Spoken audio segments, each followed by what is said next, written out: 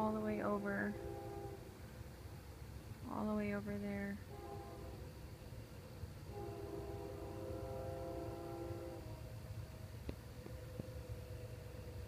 Next to us is flooded too. There's a pond over there.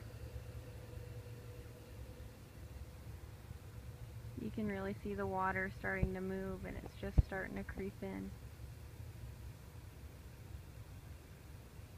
It's creeped up here in about 10 minutes. I've been watching it, and it's gone a good 50 feet. It's really moving up.